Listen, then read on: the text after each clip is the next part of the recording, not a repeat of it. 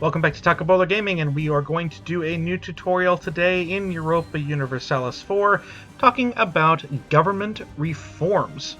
This is a mechanic that is available in the Dharma DLC, so I think you have to have that available to really unlock this feature. But we have government reforms. Now, each nation has a government. I'm currently playing as Austria, and so we can see that we have a monarchy. So that is, something to consider here. And so that gives us the monarchy government reforms. So if you click right here or right here under the flag, you can click to your government reforms. Each government reform has tiers, and tier 1 is usually picked for you at the beginning of the game. In this case, the Austrian Archduchy, and that gives a benefit. In this case, liberty of desire from subjects development and nobility influence benefits. Everything is a benefit. Some are better than others. Now, I could go over here and go to autocracy and have unjustified demands be a benefit, or to feudal nobility and have income from vassals and nobility influence. But you kind of want to pick there. When I get to the next tier reform of 100 reform progress, we will go to tier 2, and that will light up, and you will get a little banner that says you can select a new government reform. It's going to have that icon on it. And then I can pick between these two. You get one of each tier. So in this case, I'd be picking between manpower and taxes / nobility influence being taken down. If at any point you want to switch, and presuming that you can switch, so let's say I started with the manpower and then recognized that the curtail noble privileges is clearly the better option, which in my personal opinion it is. Then you can switch, and the switch will cost you, at least it used to be that it will cost you corruption. You will gain 10 corruption, and you have to pay that off like any other way that you would gain corruption. So there are times where you want to switch, either because you made a mistake or because you want to switch for a strategic reason. Switch to a different one. This is notably part of the Ryokyu, the Shogun Ryokyu strategy. Would be to switch after you're at war with the Shogun to switch over to an independent dynamo. So we can talk a little bit more about that kind of stuff, but basically you're going to get this. Now, how do I get government reform progress?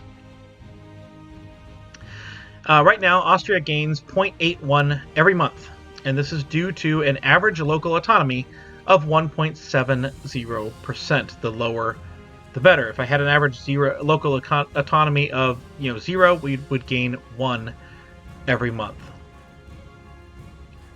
So, and each tier of reforms, you can see, increases the cost by 50. So it costs 100 to get tier 2. It's going to cost 150 to get tier 3, etc. This is something that's done passively. In order to get less autonomy, you want to state your provinces. And obviously, as you're stating your provinces, you're going to run into your governing capacity.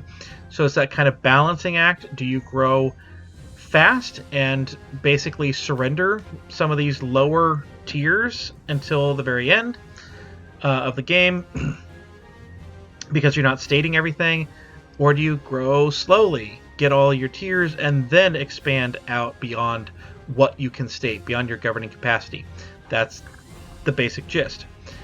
Now, on top of that, you can spend your reform progress with this button here to expand the administration. And every time you click that button, you get 20 governing capacity. And the next time you do it, it costs 20% more. So, the next time it'll be 24%? And the next time it would increase from there, and increase from there, and increase from there. But you can get governing capacity that way. But if you're only getting governing capacity just so you can make more states, so you can get more reform progress, that's kind of defeating the purpose. But that is something to spend the government reform progress on, particularly if you're already done. Most of my games as a monarchy, I'm going to get done somewhere in the 1600 range, give or take. And then on some of the other ones, you can get done faster or slower. So let's take a look at some of the other government types, and we're going to begin with the Great Horde. So now that we are over in the Great Horde, let's go over here. They are a Khanate. So you can see that they have a tribal feature. And so they get steep nomads or steppe nomads for a lot of stuff, a lot of power. Powerful things there. Nomadic tribes are actually one of the most powerful things in the game. But they only have 5 tiers until the end. You're not meant to stay as a horde forever. And so you can see here that we get to that tier 5 one. Now the last tier in each government type allows you the ability to change your government type. So here you can see that you can reform into a monarchy, reform into a republic, reform into a theocracy, or kind of stay a horde. So we are already a horde. Some other tribes have to get here to become a horde. We kind of have that extra advantage because we're the Great Horde in this particular case. So as you're getting down here, if you wanted to stay a horde, which honestly I would probably recommend if you're getting down here, you're good enough to get down there, then you would want raising power, raising cost, power gain plus 33%. That's really powerful. A horde unity plus 2, that would also be really powerful, right? And I would not reform out of a horde, but you could reform into a monarchy, into a republic, into a theocracy. So let's take a look at what some of those other things are. And let's go over to the Papal State.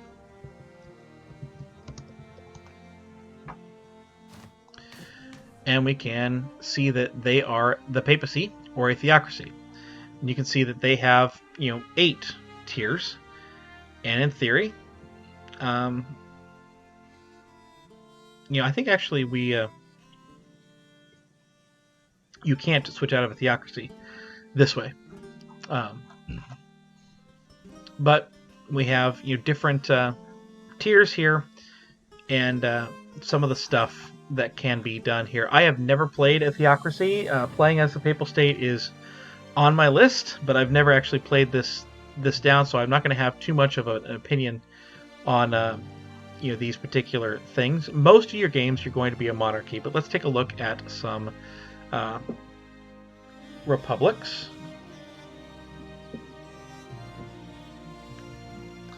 Since I have played those. And then we see republics here.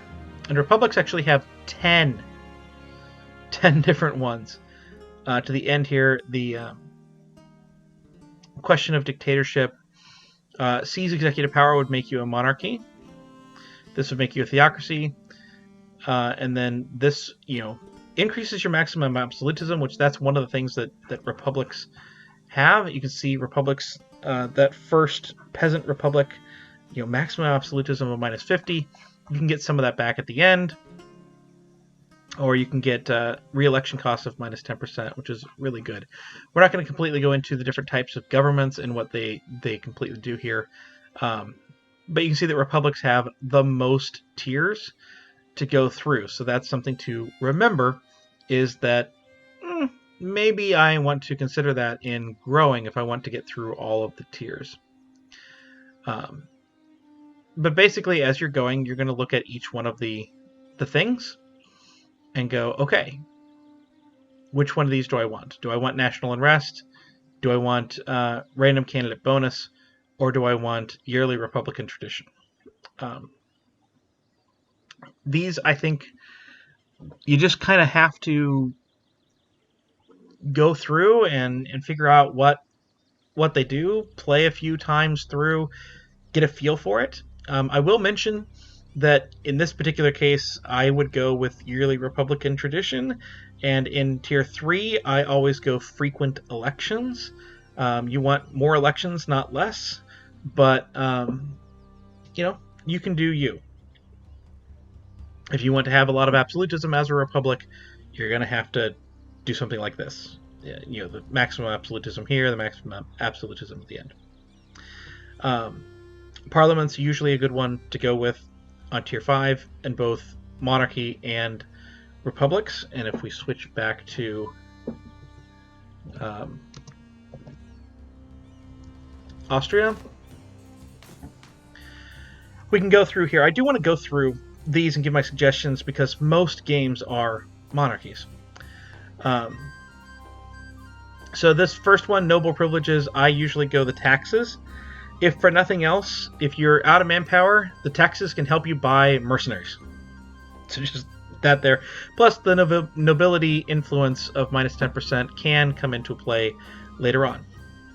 Tier 3, a monthly autonomy change or maximum promoted cultures is just completely worthless. I go maximum promoted cultures, but that tier doesn't really matter. Tier 4, the administrative cadre. Administrative free policies is nice. The clergy loyalty is nice. In this case, I usually do either this one for the advisor costs going down or this one for the administrative free policies. And usually I tend to stick toward the advisor costs, but you can kind of figure out if you have a problem with the clergy being too influential or the bourgeoisie being too influential, or the burghers in this case, make your worry about that. But I normally go for this one here. Tier 5, it kind of depends on what game I'm wanting to do. If I'm not relying upon the nobility, then I will enact parliamentarianism for the national unrest, and you get more bonuses in Parliament. You can have a new bonus every few years, I think every 10 years. Otherwise, maximum absolutism isn't terrible, but I usually go for this one here. Production efficiency of plus 10% is really nice. If not, I'm going to go for maximum absolutism in the royal decree. In Tier 6, governing capacity of plus 250 is nice if you're playing tall enough that you can state everything with that. Otherwise, if you're not going to be stating everything, this is really powerful. Minimum autonomy in territories of minus 10.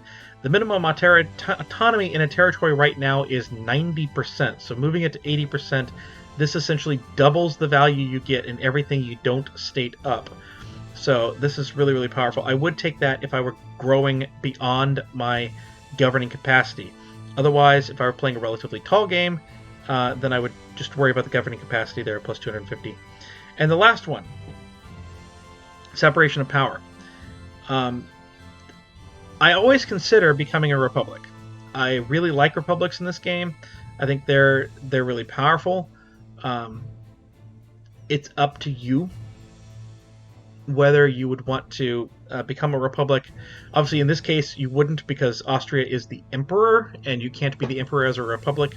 You have to be a monarchy to be eligible to be the empire. But that's always something to at least give a thought process to.